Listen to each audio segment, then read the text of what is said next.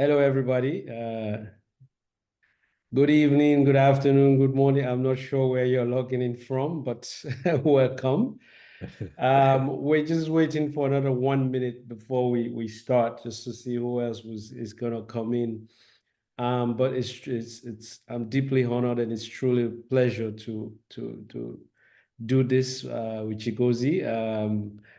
And he and I probably can go on for hours, but it's going to be a No, limit. I'm very excited, my brother. Your work is amazing. And yeah, it's an honor to call you a friend and a contemporary. And thank you everyone for joining. Okay, thank you. No worries. Tonight is about your book. Forget about me. I'm just somebody who's. There is no need. Well, and let's begin. Let's start. So I would just what we're going to do is that I will introduce Chigozie, and then introduce his latest book, The Road to the Country, a little bit, and then I would ask him to read something, and then I'll ask him several questions, and then at some point, then I will bring you in to ask questions. So hopefully, it's a very straightforward conversations. Just think of it as um, two fairly young fellows chatting up about literature and writing, things like that. All right, let's begin. So my name is Ishmael Beah. I'm a writer, and tonight we're going to really be focusing on Chigozie and his work. So Chigozie Obioma was born in Akure in Nigeria. His two novels, The Fisherman, 2015, and An Orchestra of Minorities, 2019, were shortlisted for the Booker Prize, making him one of the only two novelists to be shortlisted for all their work. The books have won about a dozen prizes, including the Financial Times Oppenheimer Award for Fiction, the LA Times Book Prize, Internationale Literaire Prix, an NCAAP Image Award, and have been nominated for many others. His books have been translated in more than 30 languages. The Fisherman was adapted into an award-winning stage play by Golani Obisan that played in the UK and South Africa between 2018 and 2019. He was named one of Foreign Policy's 100 leading global thinkers of 2015. His work His work have been published in The Guardian, VQR, Paris Review, New York Times, and so on and so forth.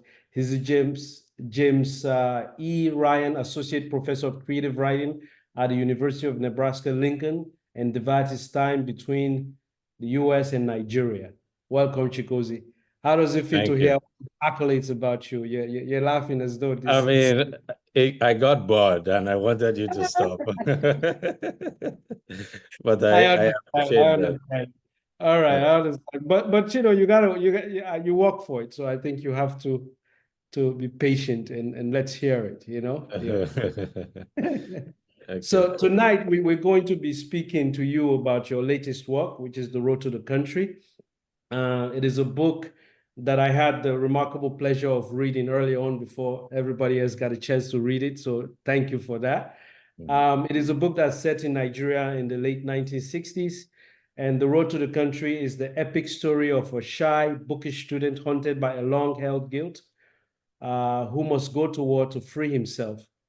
When his younger brother disappears as the country explodes in civil war, Kunle must set out on an impossible rescue mission.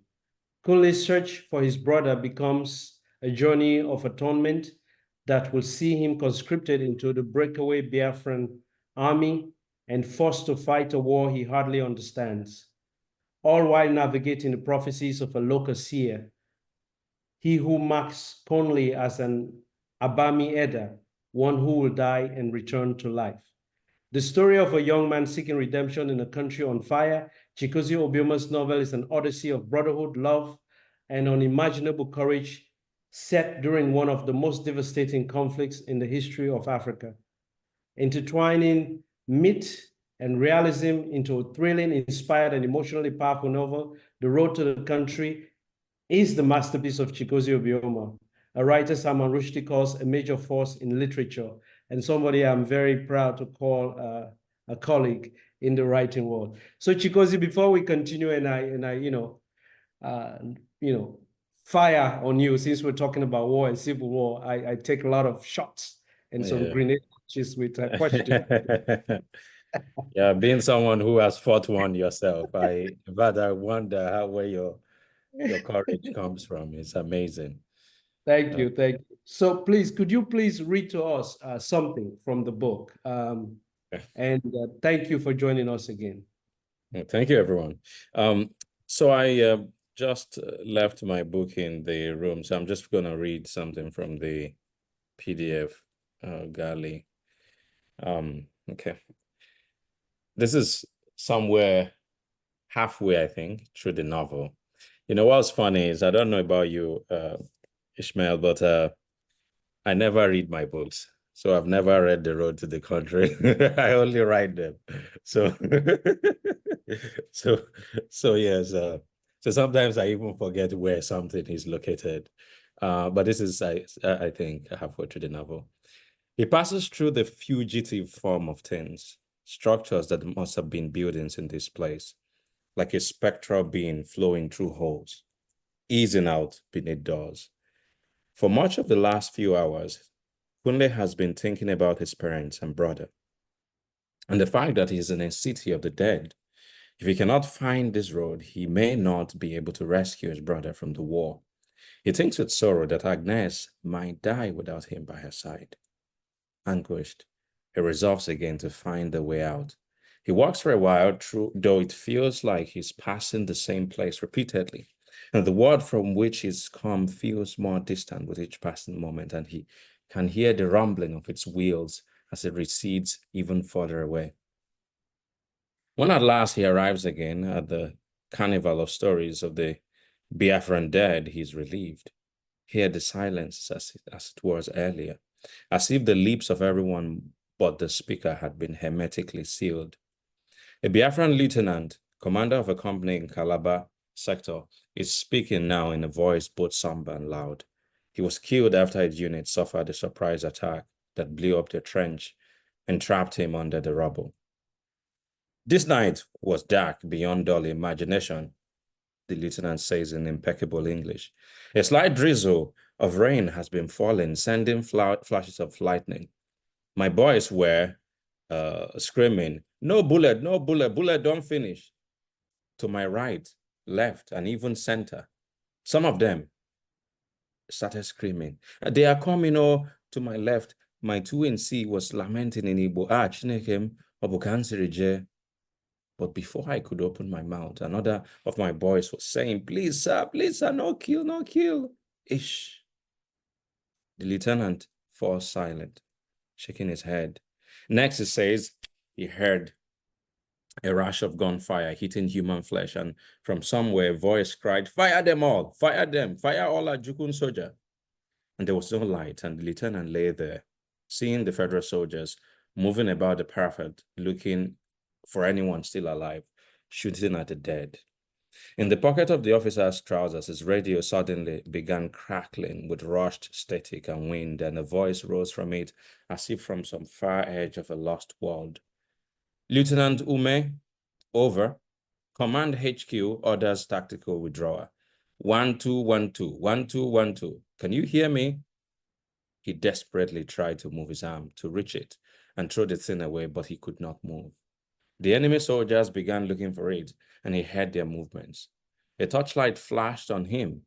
Behind his light, the faces of 4 enemy soldiers, foliage covering their helmets. He prayed as one of them aimed a rifle at him, and next he knew he was here, in this place of bright colors and unearthly music. Thank you for that reading. You know, as somebody who has been in war, I would not say I enjoy reading, but I'd appreciated hearing sort of the which is really a theme in this book, sort of the outer worldly experience of being in war, where everything has completely collapsed, where you're able to personify that through the distant call from the radio, you know, and also, you know, the confusion of just being in a moment of utter destruction, not knowing where. And so you do this very well in the book. in a way that, I'm drawn to the place, I feel for the place, but I also yearn for some sort of resolution that is not coming, which is really the nature of war. Things just continue to break and break and break, and you don't know when they would ever repair. So my question to you is that at the beginning of the book, I love this particular Igbo proverb that says that the story of a war can only be fully and truly told by both the living and the dead, right? And for me, this is very interesting because I want to start by understanding why you use that and what you mean by this. And also, I think it really goes to the heart of coming from the traditions we come from, where the physical and the metaphysical, the spiritual world and the living world are not that separate. They kind of go side by side, but when you write a book like this, I'm sure people are able to put it in some form of, is it magical realism? Is it that? Is it something of that nature? So if you could just explain this, what does this particular proverb means as it relates to the book? Yes. Thank you. Well, so the one thing I've been doing since I started writing, since my first novel, is I've been trying to, in some ways, create, should I say, my own sort of a personal canon, if I can call it that. It's what I mean is that, okay, so there are works in the Igbo and Yoruba tradition, obviously, but what I'm trying to really do is I'm looking to create new things that can be added to that, and some of them are mythopoesis. So in the Fisherman, for instance, it begins with a sort of a quote-unquote proverb as well, but that's something that I created. The footstep of one man cannot create a stampede. But also it's not that I created it out of the vacuum. It is something that I feel like is in keeping with how the people would have perceived the world. So I take Igbo sensibility and I create new proverbs or philosophies. So that's what I think I did here with the epigraph that you described. The true story, the story of a war can only be truthfully told and fully told by both the living and the dead. But there's also more to that, in the sense that it actually was a saying that came from my mom. So nobody wanted to tell me anything about the war. As you kind of guessed, wars are very tragic, especially combatants. Even non-combatants do not want to go there, especially Biafra. So I frustrated my mom 2018 when I was trying to get a leg in to start the novel. And, reluctantly, she said to me, okay, well, if you must write about it, then have this in mind. There's something about telling stories of war that she finds very uncomfortable. And I said, why? Why do you find that uncomfortable? She said, well, it's because nobody truly tells the story of wars. It's never complete. So she said that's because if you think of the nature of war, a central nature of war is that it is a thing that produces death on a mass scale. Therefore, if you're going to have an instrument of death or a carnival of death, then how is it that only the survivors, the people who are alive, can tell the stories of wars?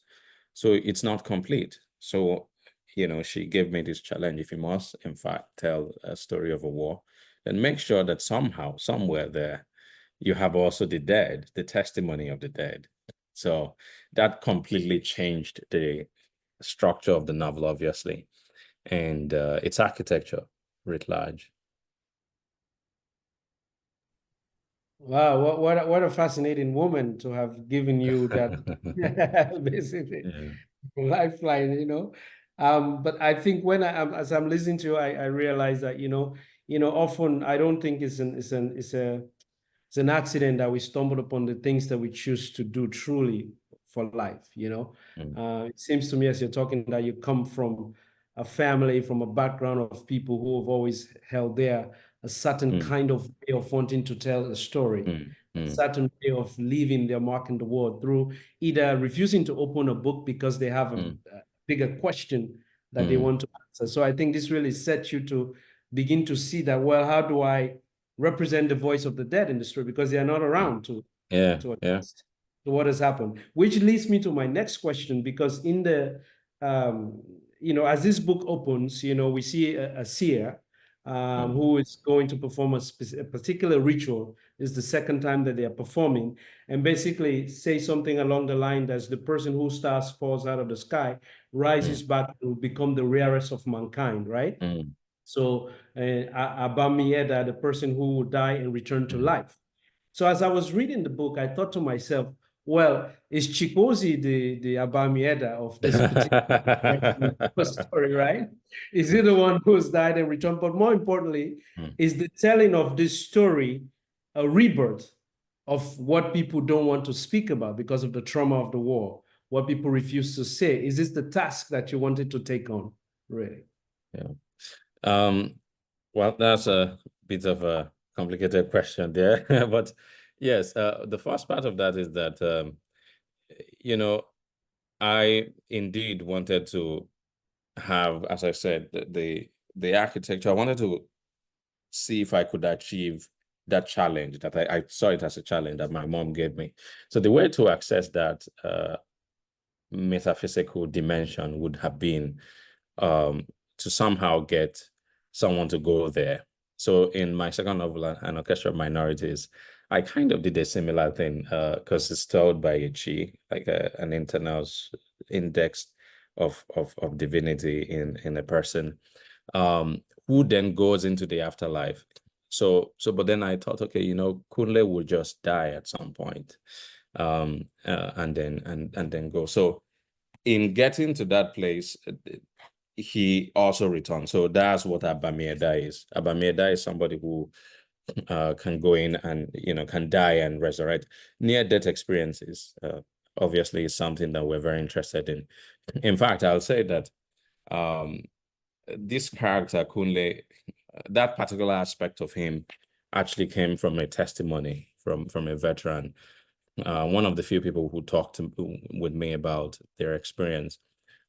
So this man told me that he was a captain of a unit, and they were under federal shelling for a long time, 1968, I think November 1968, and the Biafran formations and positions were often makeshift. They were not sophisticated because of lack of equipment and resources. So they'd been shelled very badly, and one of his non-commissioned officers was hit by shrapnel. So the guy lay there. Everybody thought he was dead, in fact. So nobody could move, obviously, to go see what was happening with him, but he was quiet. And so they were being shelled for like 3 days nonstop, and then on the third day, the thing kind of went down, and the guy came back, and was talking about, being in this place where there was light. So I thought that was quite a fascinating story. So it gave me that window into being able to create that structure where you can have the voices of the dead. But also, in that, so there are 2 chapters in which Kunle is in the afterlife. What that also allows me to do is that I am able to bring the Biafran War into the historical moment, especially in 1968, 69. The world, 67 even, the world was on fire. There was Vietnam. There was the Middle Eastern War, Israel and Palestine and other places was going on concurrently at the time. I think there must have been also some fighting somewhere else, I can't remember where now, but there was at least 3 wars that were going on, 3 major wars. The US was involved in Vietnam. So you see, he meets all these people who have died from these different wars. So it becomes they're all telling their story. Somebody's speaking Vietnamese, another person is speaking Turkish, someone is an African-American soldier who has died as well, who is speaking about his mom and all of that. So all of this is to say that the death and the resurrection is not Chigozie Obioma, is that, I wanted to be able to do certain things. I'm always very strategic with my writing. I always think of my most, I think, biggest idea is that, or interest is that I want to give the reader an experience that they are not used to normally. So which means that I look for every possible avenue to create a new experience, and that was one of them. Well, but certainly this book, I've read your first two books, and this one, I certainly, I believe that this is your best yet. So, I mean, the other ones were amazing as well, but this one, I believe you truly, it And seems it's the to. one that was not nominated for the Booker Prize.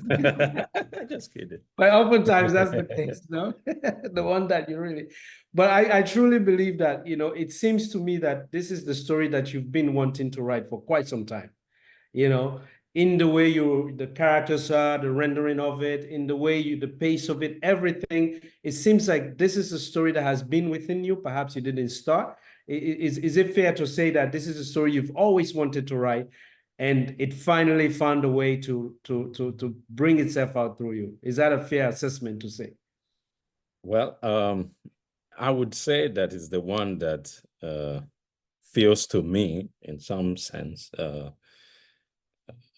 most different from everything else that I've written. I don't like to do research in writing fiction, because I just believe that the challenge of writing fiction is that you want to be able to exercise your imagination to the furthest limit that you can. And I always give this analogy. If I were to render a moment, down on writing, like what is happening now, I probably would just note obvious things. Like if I want to document it, I've been looking at your you nodding your head, the shape of your ceiling and stuff like that, things that seem obvious. So it becomes informational in its character. But when I decide that I'm not going to document that moment right now, I would in fact try to document it later on, maybe tonight, when the moment is gone, it can be returned. There's no possibility of capturing its essence and details in its fullness. Then what happens is that the mind goes into its duty. It becomes energized by the challenge, and it begins to make stuff up.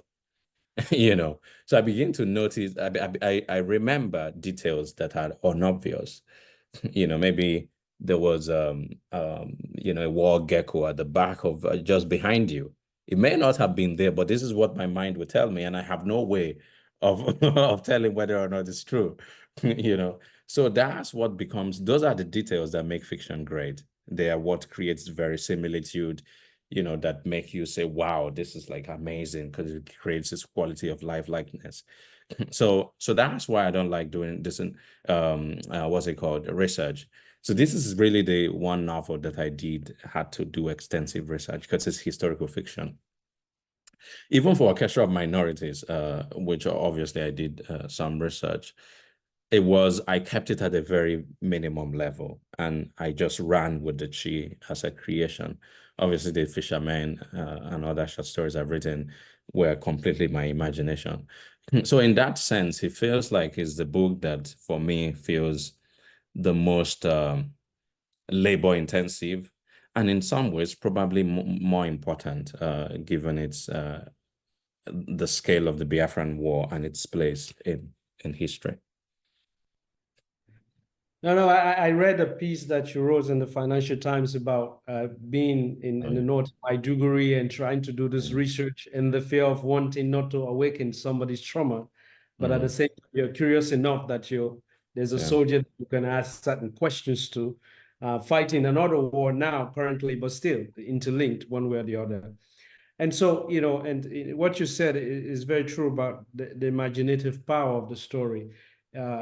we all grew up perhaps hearing just the documentary version of the Biafran War, like it was a terrible war, the political aspects of it, but not really the personalized side of it, the context of the human beings who existed within it, you know. And so I wanted to ask that, I think if I paraphrase correctly, I believe is what's the fellow from South Africa who says that everything that you write writes you as you write it, right? So I wanted to ask you to see that if while you're writing the story, when you allow yourself to be faithful to the story, to the characters, and to imagination, did you discover and understand something deeper about things that you knew about the Biafran War? Were you surprised?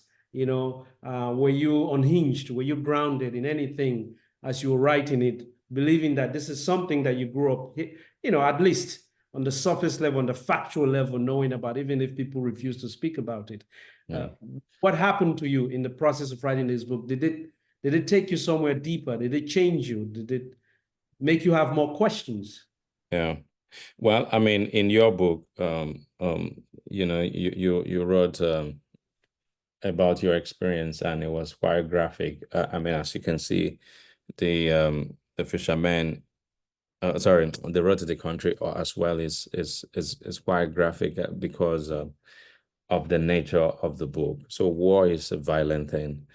So it was quite a challenge to actually write those kind of scenes, because I've tried to recreate a lot of battles in the book. Not too many, but a significant amount of them as they were. So, the challenge was actually like writing this things and then thinking that people actually went through this, because the thing with the Biafran War, as I guess most wars, with the exception of a few, is that it's always asymmetry. There's always a power that is much more stronger and starved and more resources and whatnot, and then there's an underdog that has almost nothing. In this case, it was extremely supremely so. As you can see in the novel, the times when a particular Biafran unit is facing a federal Nigerian unit with tanks, air support, cannons, mortar, name it, and this Biafran unit of like maybe 70 men have only 40 rifles. So basically it's like one rifle to 2 men, and you're waiting for your friend to die, and very limited ammunition. Sometimes you see the Biafran units with drums, so they will be beating a drum so that the federal units can think that they have bombs because they had not. So they were actually being slaughtered. So if you think of that, it usually would make me very sad. So I came to, I guess, if anything, understand more of human nature and how people can be, just how we can wreak violence on each other. We can change. People can change in very quickly, and that's for me, I think, what I learned. No, I mean, it's from somebody who's not the Biafran role, but I truly understand just how quickly life can change when when violence sort of erupts, and you begin to understand how fragile so many things are, and you begin to wish that you had held on to certain things that you did not really take there, you thought would last forever.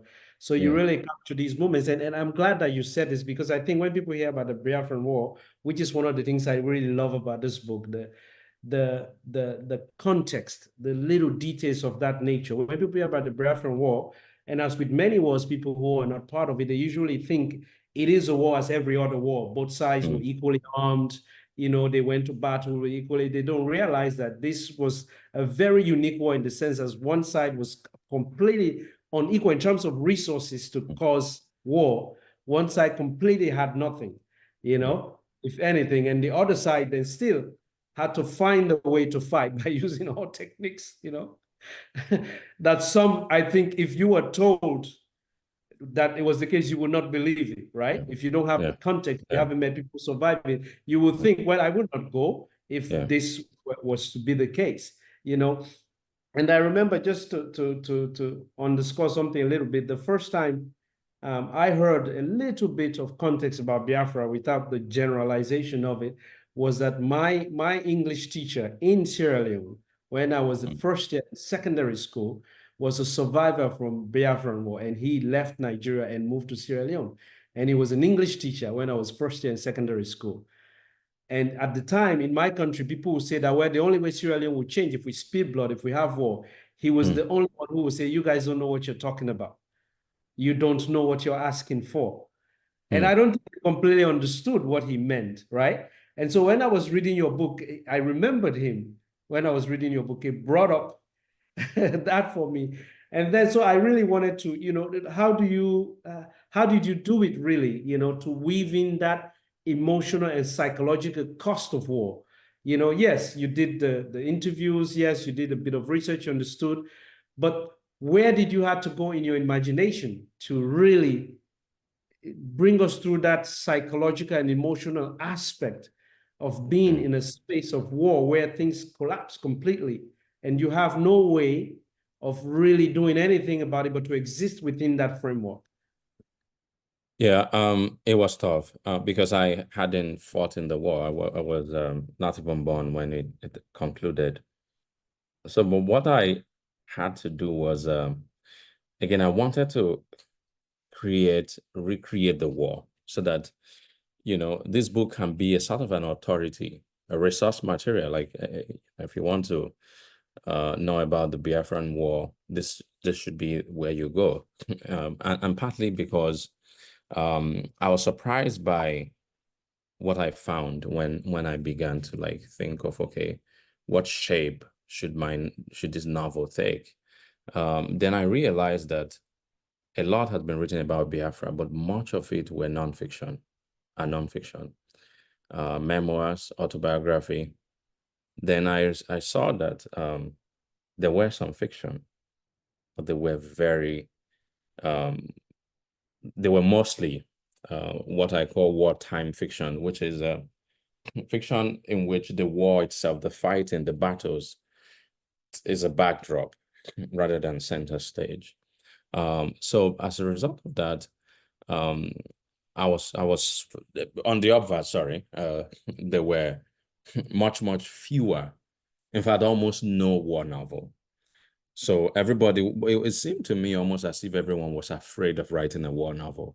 You know, like and by that I mean All Quiet on the Western Front, for instance, or The Red Badge of Courage, or the numerous Saving Private Ryan, all these like war novels and films that the West had done to cover the first, second, second war, World War, Vietnam, and whatnot. So I thought it was necessary because this is again a very seminal history, not just of Nigeria and Africa, but the world itself. So I took that challenge. I was going to write a wartime novel, but I decided to write a war novel. So what it meant was that I had to think a lot about what was the psychology of people who were going into war, which is where, the interview with the active Boko Haram soldier, that you referenced earlier came in. I wanted to understand what it meant, what goes on in your head when when you see the enemy coming, with tanks and stuff, and you know that the next second you could die. I wanted to go into the head. So, so I read a lot. I read even wars from war books, Winston Churchill's war in the Sudan in the 18th century, to, the American Civil War, to books about,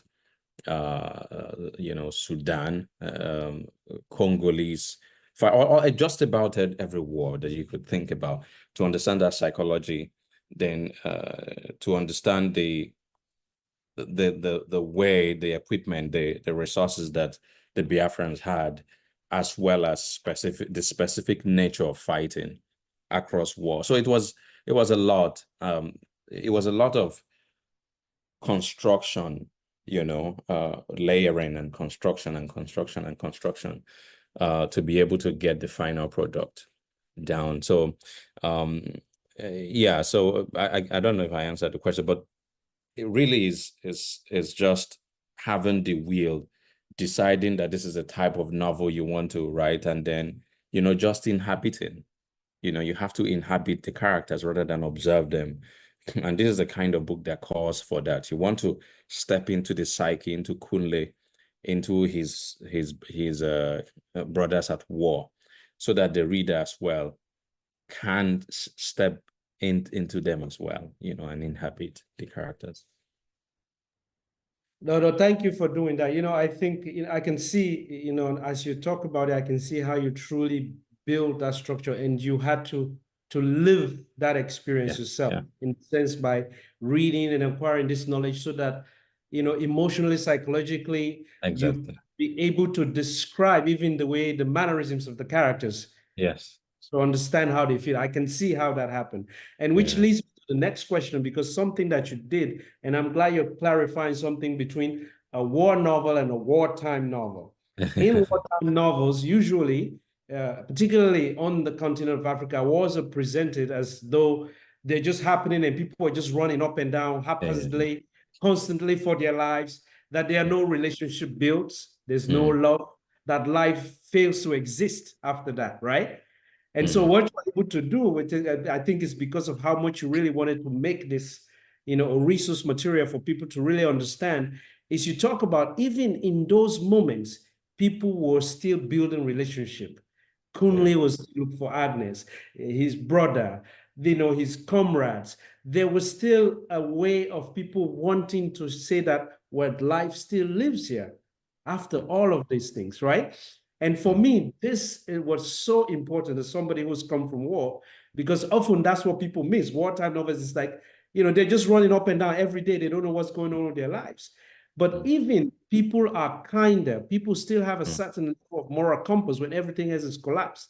For example, when Kunle first started to go into the war front, when the post office guy said to him, I thought about you and I spoke to my wife the night before. I can't take you to those places. I'm not going to be responsible for your life, You will never hear that in people who write a wartime novel, because they don't think people have the capacity to think and love and care and find a way to still have a semblance of life continuing. So can you talk about this? Because this is so important, I believe, to me, the way you truly meet people's dehumanizing, but also the humanity in the context of this madness, You make a very salient point there. What I'll say is that the nature of war is very interesting, actually. War is where you get the truest essence of humanity, actually. It is in the state of war. I'm sorry to say, because you realize that it humbles people. It's like any kind of crisis, actually. If you are someone who wants to survive something, a crisis should make you a better person. Like you should look at, okay, what have I done to get to be where I am now? And then what can I do better if there is a future in the future? So that's what war does. You realize that, it's a point where I think it's Bubeoji, one of the comrades of Kunle in his second unit that he joins. He says something like, back before the war, we had all these ambitions. We wanted to be doctor, lawyer, and whatnot, but writer. But now the war has shrunken everything, and our ambitions aren't sized. We just want to survive. Want to see the next day. That's all. Like, no, we don't think of anything. We're not making plans. Oh, I'm going to go to Germany tomorrow.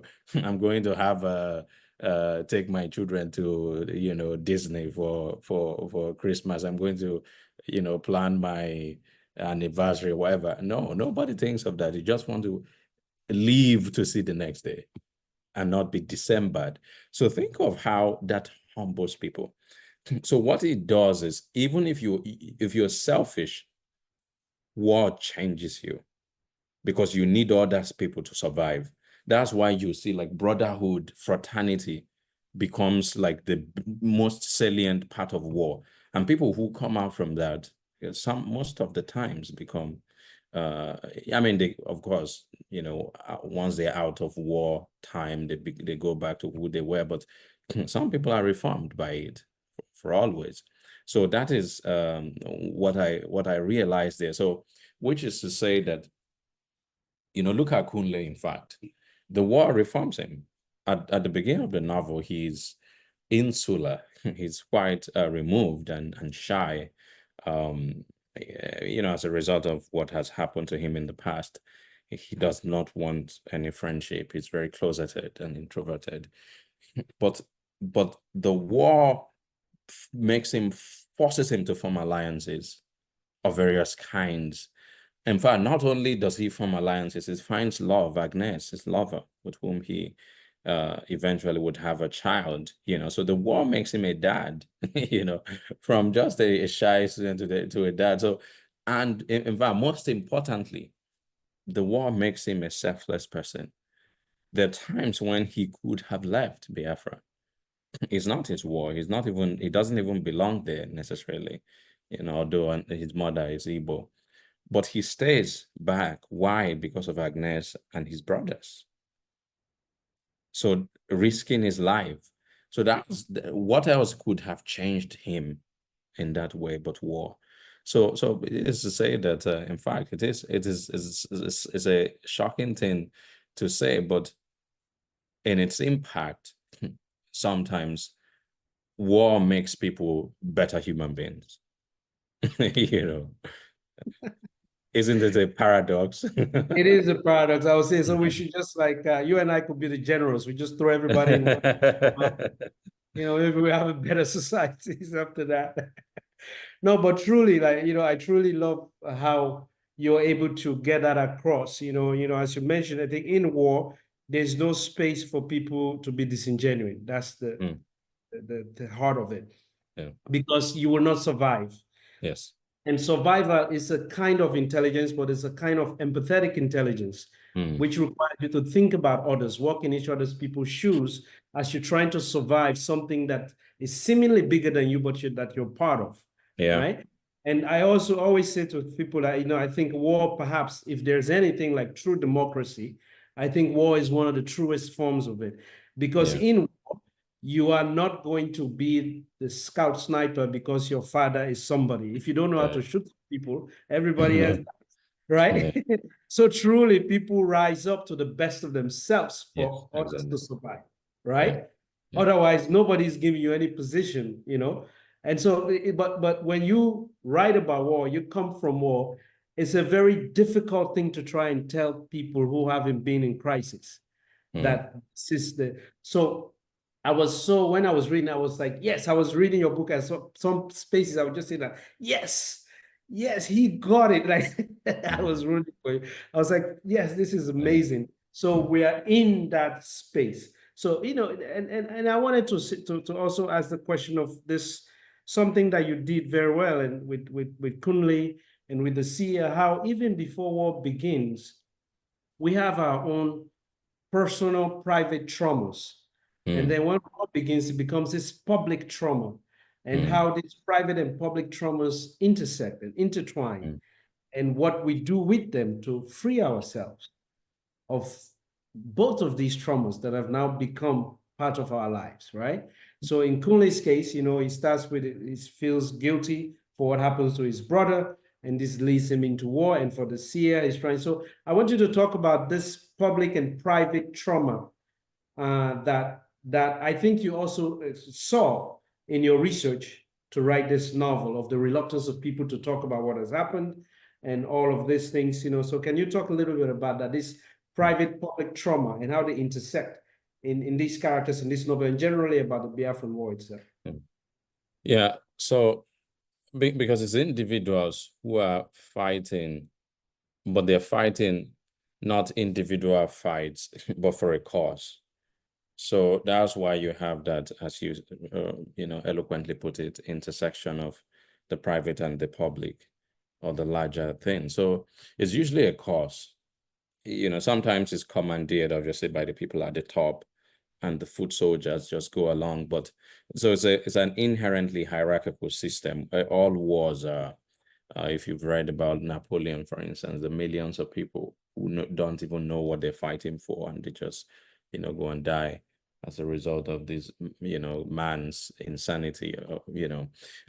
Yeah. So that's obviously the same with this war, but the Biafran War, in its character, at least in its purpose, as the people who were fighting it understood it, the Biafran people especially, was a war of survival.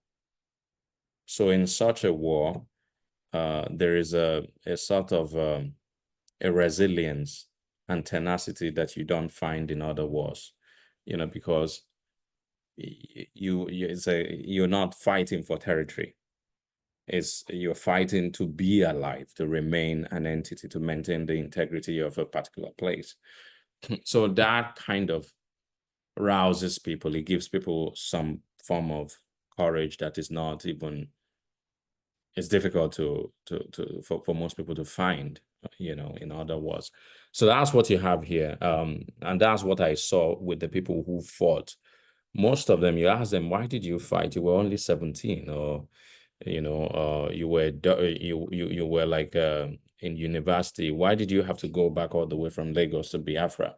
Well, because if I didn't, everybody would die. This was what they truly believed.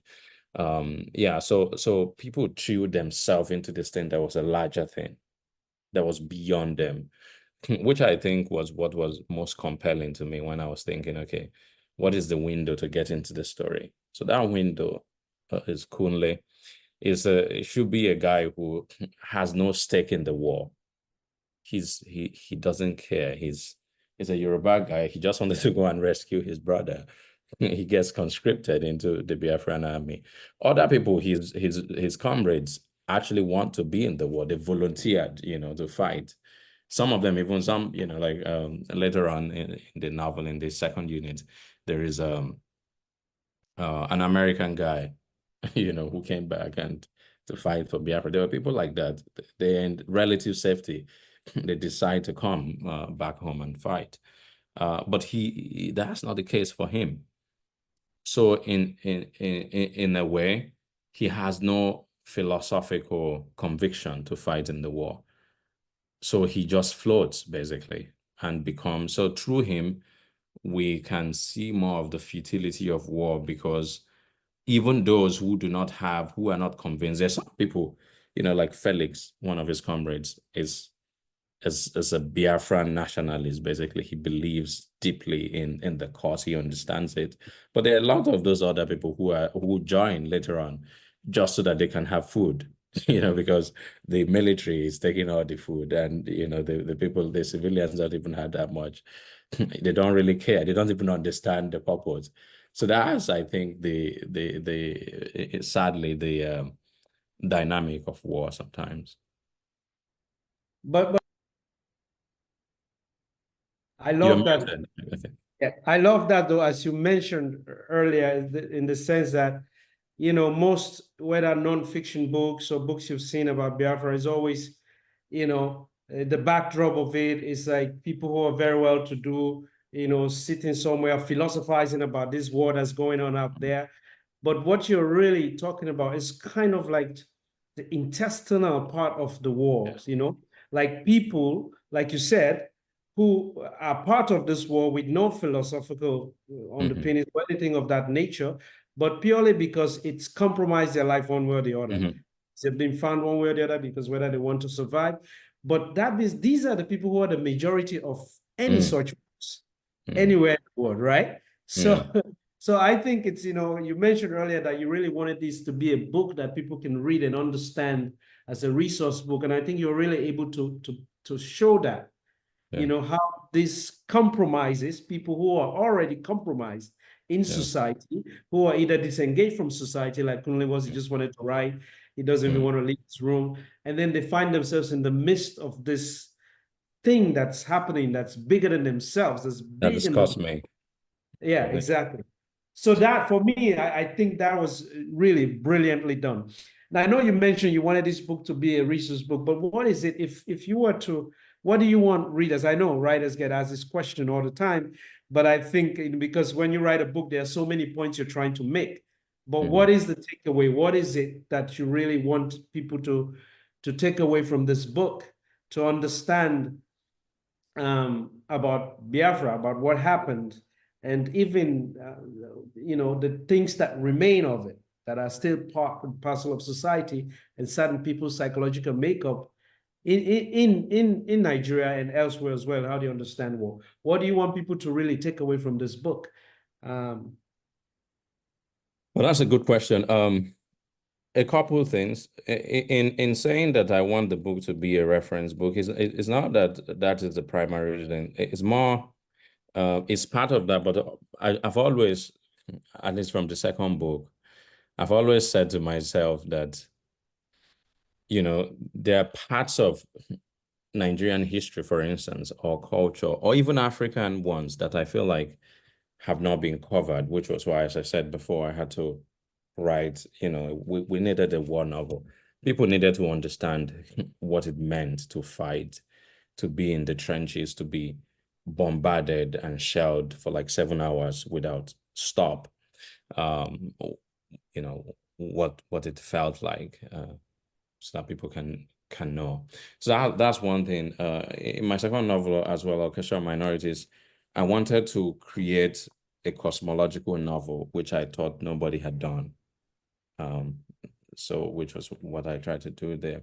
But if I were to sum up this novel in terms of a prevailing interest or message, well, the one that I would think of, because it's various, would be that I think that it's a warning in the way that it's conceived.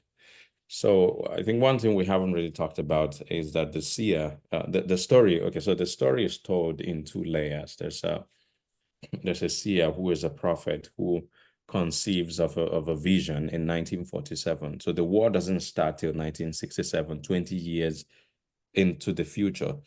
So he is privy to this vision of this war of unfolding 20 years removed. And so as he's experiencing the vision, we are following him, we're with him. Okay. So Kunle is 20 years removed from 1947. The seer is watching him, but the seer can also interact with him in this mystical way. That through dreams, he's kind of aware of the seer. And then later on, at a point in his childhood, he comes in contact with the seer. The seer is still watching these things unfold, but he's seeing himself with Kunle as a little boy, and then Kunle as a Biafran soldier who has returned. So there's a kind of collapsing of time and all of that. At the end of the novel, however, the seer finishes the vision. At this point, Kunle's story has ended. So the vision ends. So what happens? It's morning of the following day. So the vision has taken place over an 8-hour period. The seer is still living in 1947. He steps out of the mountain where he has had this, of the hills where he has had this vision. And Nigeria is not even an independent country yet. The Union Jack, the British flag, is still flying everywhere. In fact, there's a new construction of a British courthouse that is being built near close to the street. In fact, the house where Kunle would live is still being constructed, but he has already seen the end from the beginning. So then even him begin to doubt, like, what have I just seen? The country is not even a country yet. It's not. So how come that I've seen that it has already devolved into war? So as he's thinking these things, he goes and tries to give the prophecy to tell people about what he has seen. So, but of course, nobody believes it. Not to give much away here, but so in that sense, the novel ends with a sort of almost, I don't want to say it's fatalistic prophecy. So it becomes a sort of a prophecy itself. The novel becomes a prophecy itself. You know, again, remember, the war has not yet happened, even though the novel has concluded, you know. So what it does is that it turns the entire project into this mystery, this thing that hasn't yet happened that can be prevented, you see. You know, so, but we know, the reader knows that Biafra is history. It has already happened, 67 to 70. So, but we're telling it as if it has not yet happened, as if it can be stopped. So that way you can extrapolate and actually say that the dynamics in Nigeria today, as we speak right now, there's a protest going on in Nigeria because, you know, we have idiots who are the politicians who continue, you know, the story, the narrative going, they keep it going. They pillage the wealth of the country so that nobody has anything left, you see. So, and those are the dynamics that can lead to war, you know. So, in fact, the novel may be warning that these things can happen again. I love that. I mean, in the sense that, you know, I don't think the world or people or list of all politicians listen to any kind of seer today or any other time in history. But also this idea of warning, you know, I think it's so important, as you said rightly, and this is part of the reason why I really love this book. And I hope that it gets put in coursework, even in Nigeria and other places, because I think often history repeats itself because people don't understand how to see the things that have occurred in the past reoccurring again.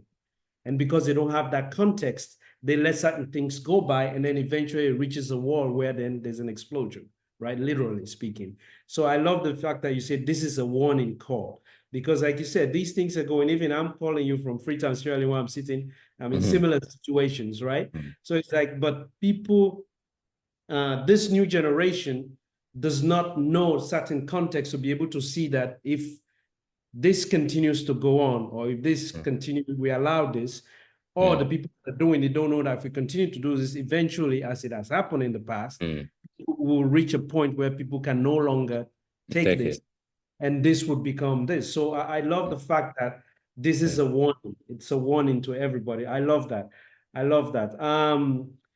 Okay, so I mean, I can ask you so many more questions, and I'll ask one last one, and then we open it up to the audience, right?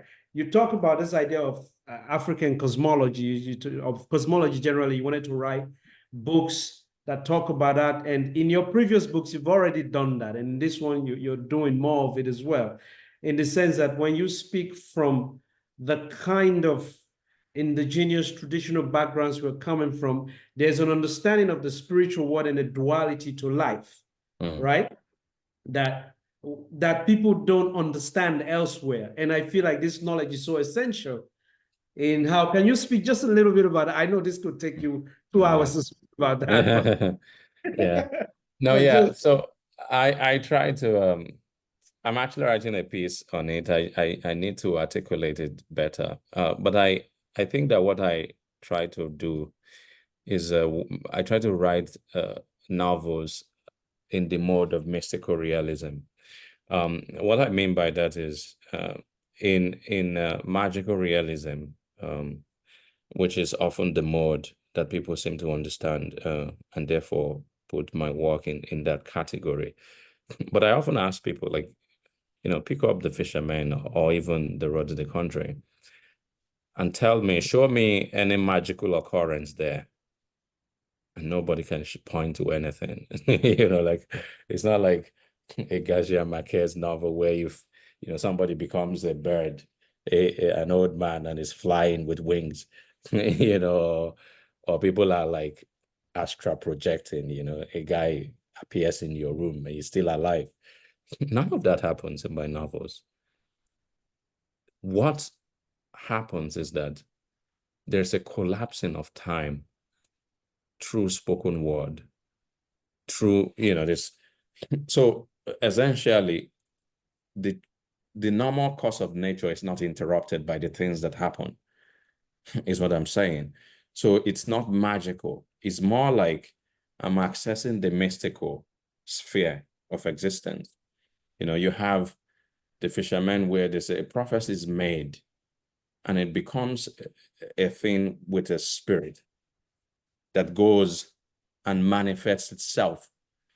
The action that the boys take can be understood. It can happen in Norway, in Michigan. Young boys can fight, hate each other, and, do whatever. It can be understood rationally. There's nothing, but all the same, you cannot divorce the madman's prophecy from what happens. It's there. It has a power to it that you can account for, at the same time you cannot account for. So it's mystical in its orientation and its character. The same thing with the road to the country. All the things that Kunle does can be understood as anybody fighting in a war, like anywhere in history, in a part of the world. But at the same time, there's a guy who is seeing a vision of him.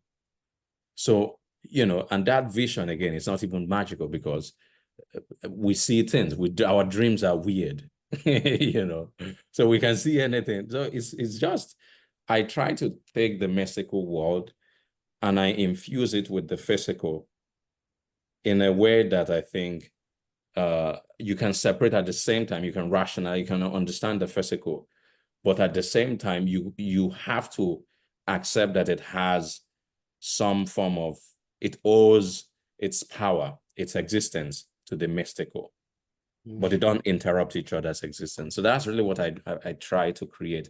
Even an orchestra of minorities is the same. Like Chinonso is just living his life like anybody. He's not privy to what the Chi is doing. The Chi exists in its own other world. So I think that that's a sort of thing. When I say earlier that I'm trying to create a personal canon, that's really what I'm trying to do. Every book that I write, I want to be in that mode, because I feel like, it's not, I've rarely seen some stuff like that. Of course, it's usually like some mystical aspect, but in some books, but where it governs the entire story, as I've tried to do in these books. I think that's the mode I want to continue to write in. It's a thing I discovered very early, and I think it was because I saw a film which is now classic in Nigeria, in Yoruba land. It's called Tioluwa, which can be translated as the land is the gods. So long story short, because I need to wrap this up for you, it's in the film. There are four men who desecrate a land that is given sacred to a god, and then each of them, each night when they go to bed, they have the same dream, a uniform dream. Someone is chasing them with a knife, and if the knife gets them, they die. Okay, so now, so 1, 2, 3 dies, and then there's this one last guy who then decides not to sleep. So throughout the film, he's trying not to sleep. So you might laugh, but the film, I remember sticking with me because it's actually really powerful. Like, if you think about it, when the doctors in the film try to understand why these people are dying, they will say, oh, it's cardiac arrest. They can rationalize it. Like, people can just sleep and die. It's one of the sad things, that happens in this world. But they understood that it's coming. It's their dreams that are killing them. So how do you account for that? So it's the metaphysical or the mystical affects the physical in a very weird way. So that kind of stayed with me, and I thought, you know what? This is a mode of storytelling that I've heard, or at least a sensibility of it existed in various traditions across Africa, but no one had actually concretized it in the way that film did. So that's the mode I think that I've been following. So there's always a prophecy of some kind or some visionary setting. And that's how I'm able to like create those two different spheres of consciousness. Well, you're a trendsetter, my friend. So keep setting those trends. We will try to follow and catch up. I want to open it up to some, but I want to read something that one of the listeners just said, which I think is a good way to end this. And this is from Hilmelda. They said, just like Sergeant Isaiah Nwanko says, we can only tell the story of Biafra as if it did not happen, as a speculation or riddle, or something that may yet happen, maybe as a vision, as fiction, or prophetic warning. You did it. So this is Thank you for saying that. I tried to do it. Yeah, it's not easy. So now we open it up to questions. So if anyone has a question they want to, say it, raise your hands and say it, and or come on, and so okay, somebody asked a question. I can just read it to you. Yeah. So I am your. I don't know what spirit's name you can give me. You can think of one. Ishmael. Somebody says, and this is from Dismas. He said, hello, Chigozie, wonderful session. The gap between your book and listening to what it took to write your latest work points to an enormous capacity for patience and, in a sense, trust. These are qualities that are built over time. Could you share some critical practices, moments, insight from your writing career that has led to these qualities that make it possible to create such extensive works? Well, thank you. Yes, Mas. Honestly, I don't know. I don't overthink it. I just do these things. I always feel like I have ideas a lot, especially when I'm in the right state of mind, which I think is the one thing that you must have, to write well. If you're struggling, let's say, with grief, for instance, or some sort of internal turmoil or personal travails, I don't think that writing, I mean, some people write well there, but I don't.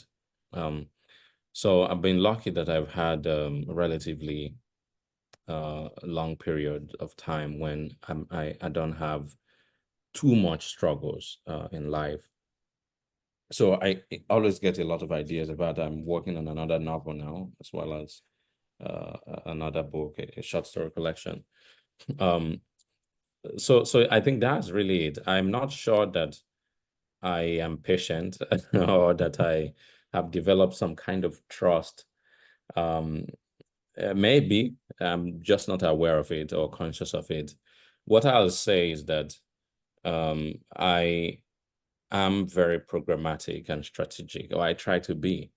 And also I have I'm quite I try to be ambitious in setting goals for each work. I always tell myself, it's that to see every endeavor as a sort of a challenge to achieve the best that is possible in a thing. That's why it's actually always very weird. Like a lot of people have been sending me messages actually. Maybe I shouldn't say this, but I've gotten a lot of messages saying, and online, oh, Chigozie, we are surprised that you were not longlisted for the Booker Prize this year. And I keep thinking to myself, obviously I'm not going to deny that, like every other person, it crossed my mind that hopefully I might be, but also haven't, there's like 40,000 novels that are published in the UK every year.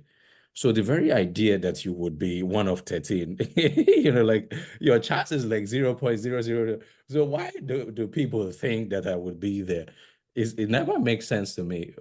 But also I can see why, it feels like an honor that they will think that, and I think it's just because I always tell myself that I would rather not write a book that will not endure, that is disposable, as I always tell my students.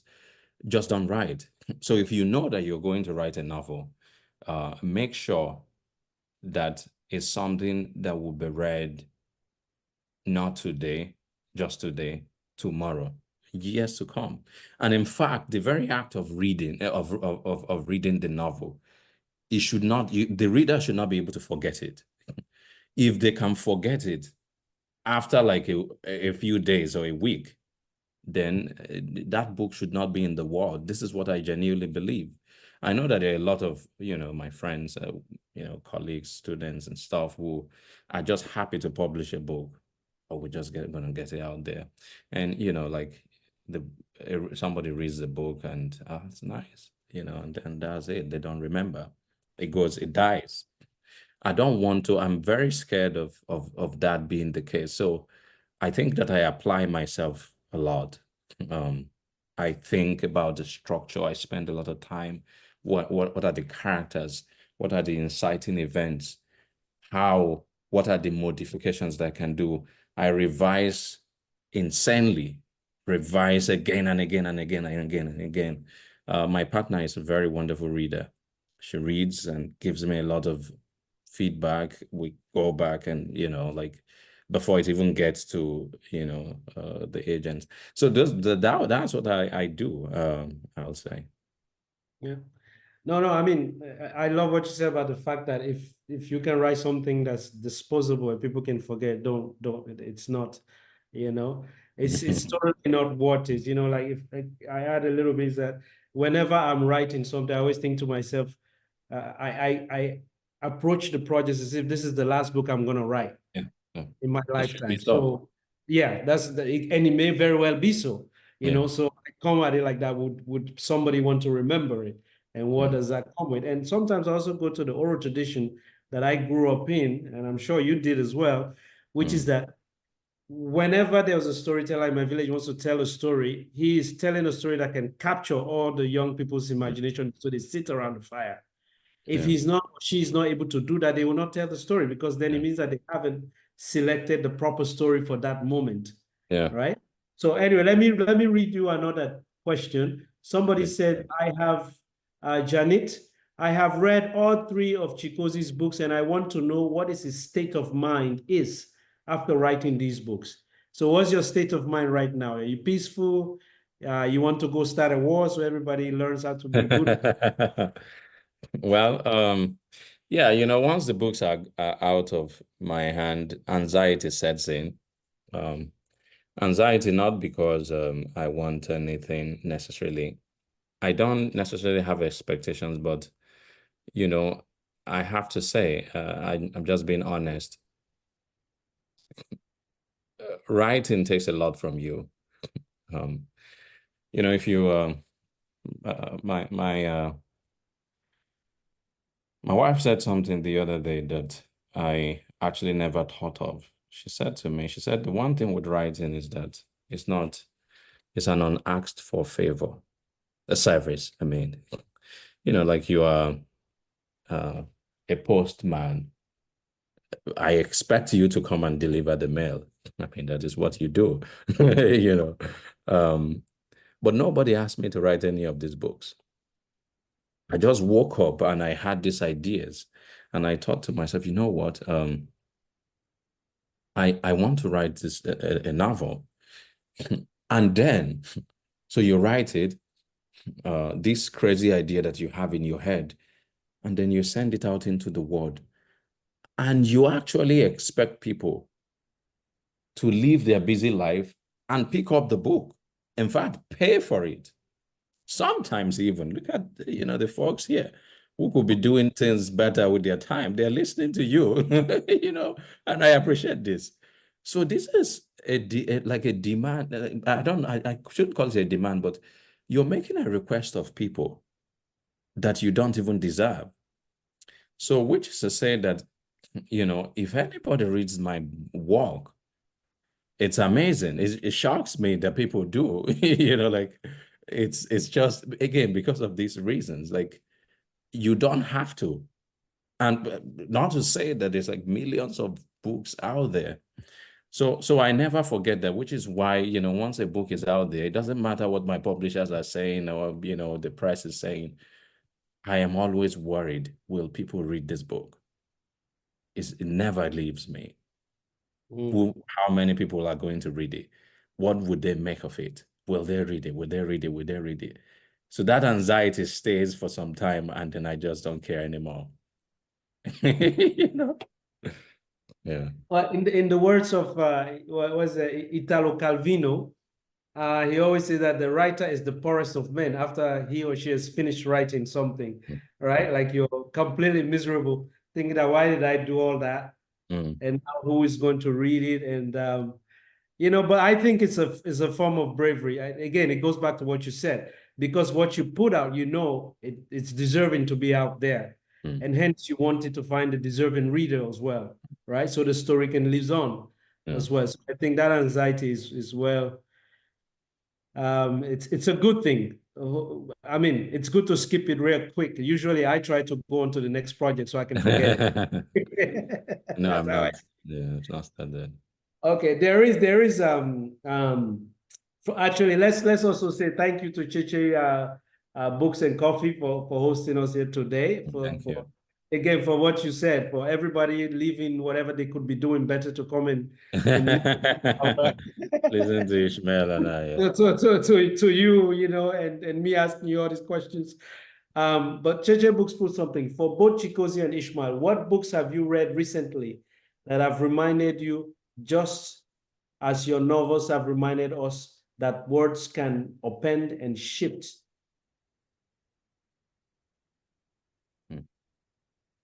I'll let you answer that one, man. You know, me, I'm just the question answer guy.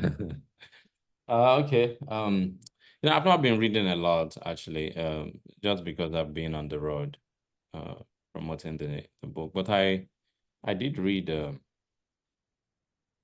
What did I read now? So I read. God, why did I forget now? It'll come to me soon. Yeah. Okay. So I read a book called How the West Was Made. I think that's the title. So it's actually a new book that is out, and it's really about the history of the West and how, you know, Britain, for instance, grew out of its interest in other subaltern, quote unquote, nations and dormitories, territories. So Britain would not be what it is now without its engagement with Africa, Asia, the Indian subcontinent, and whatnot. I thought it was a fascinating book.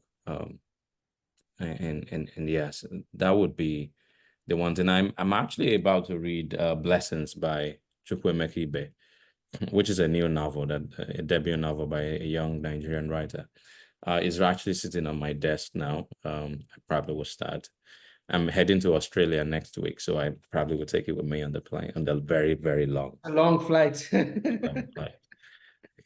Well, I mean, in my case, I read Chigozie's book recently, so I think, and obviously, I think he did a fantastic. You mean Chukwuemeka Ibe? No, I'm saying your book. I read your book. Okay, my book. Okay. Yeah, because and I was thinking, because, you know, I've tried to read many books about war, and the emphasis is really on try. And usually somehow through I realize, okay, this person did not take the care to truly understand what war is, and they just wanted, you know, sort of the version that is like poppy and be like, yeah, you know, war, boom, boom, boom. So I was like, yeah. But when I read your book, I was like, wow, this is amazing. This is great. You know, as somebody who lived through it, I'll have to say to you, like, I would recommend it to anybody, because I feel that it really did take me through emotions that I didn't think I would be able to have because I've been in war, right? But yet through your pages, I was able to have them again, right? So, for me, that was basically the marker. And the other book that I'm rereading is a book that when I was in university, when I really started to think that I'm going to write, when I had this crazy dream you're talking about, that I would make people pay for something I write and expect them to buy it. I had come across Ndambuza Marachere, is a Zimbabwean writer who passed away, called The House of Hunger. It's a collection of short stories, and I've been reading that recently. I would So like to read that book. I've heard a lot yeah, of good. it's an amazing. Like, he was a young man who left Zimbabwe, went to London, was very much caught up in his head, like Kunle, about writing and things like that, and wrote this really amazing poetry. I will send you the name of the book. It's of the writer Dambuzo Marachera. Amazing writer, really careful with words, and I mean, let's go to somebody who's a writer here. So Ife, say Ife here. I'm yet to read this, your book, but for one who is writing the novel currently, I congratulate you immensely for finishing it. My question, please, how does one find a great agent or international publisher for one's work? Well, that's a good question. I don't know actually, because it's been such a long time since I got an agent, 2011, something like that. I don't know what obtains now, except sometimes, of course, I am aware from students and that you send work out, you search for them online, I suppose. Yeah, honestly, I can't answer that question. I'm not sure how you get an agent these days. When I did, it used to be that, you went to the website and looked at agents that you wanted to query, and then you query them. They will give you specifications. They'll say maybe submit the first 2 chapters of your novel or something like that. Yeah. Okay. So other question is, and how long did the follow up to that? How long did it take for you to write the novel? Yeah. Well, honestly, I don't know the answer to that, because this is one of those books. It ties into the question you asked me earlier, if it's the one novel I've always wanted to write, because its genesis story goes way back. It was actually 1993 when I went for the first time. I was probably like 7 or so. Went for the first time to the east, where Biafra had been fought. The former Biafran territory where we're from had been growing up in the west, 3 hours from Lagos. And I noticed, almost immediately, that there were a lot of people who were maimed and had lost some sort of limbs or something. They were disabled people in a very, like, in a concentration that was a lot. And I remember asking my mom at the time, why are these people like this? And she said to me very tersely, Obaga, which means it was a war. And I never forgot that. Like, these are my people. And I'd been living in the West for so long, and I'd never seen people like this. But, so what is this war that caused this, this physical evidence, has left its physical mark on these people? And, so it's a question that remained in my consciousness as I grew older and older and older. So, so would you say that the act of writing the novel began from there, perhaps? Or is it a couple years ago, 2019, maybe, when I first actually started putting words to paper? Who knows? So it used to be that I could say back, when I first started out with The Fisherman, it took me 4 years to write, but the truth is I no longer know how long these books take, because the idea may have been forming since, who knows? Yeah. I mean, it's a great question to Baba. Like, when do you really say a writing begins? Is it when you sit down to write it, which is not where it begins? Is it when that seed is planted in you, you have a question that then you try to think about in your head for years, and then finally something happens? Yeah. Who knows, But as you said earlier, this is the whole point of this of the traditions we're coming out of, right? Yeah. Perhaps just like the seer here, stories are born longer before we're even able to see them coming within us. sometimes we're told things that we don't really think about much, but then something sparks it one day in our imagination, then we remember more. As I mentioned earlier when we started, is that, reading your book, it made me remember that I'd actually met somebody from Biafra who was escaped in Sierra Leone, who was my secondary school English teacher. Was that my genesis to think I should write a book? Oh, I don't know. But what I'm trying to say is that there are moments that we don't even understand that are always with us. But somebody says, and I think this is a good way perhaps to close it up. Somebody says, Chigozie, I've enjoyed all your books. Enjoyed reading them tremendously. You're a beautiful writer. Looking forward to your next book already. So you see, your challenge is already on, man. So well, thank you very much. When is the next one? What are you thinking? I don't have any idea, brother. You're trying to escape this question, eh? No, Okay, it go will ahead. take its time. Yeah. But thank you very much. I appreciate it. And Cheche Books, I appreciate your generosity.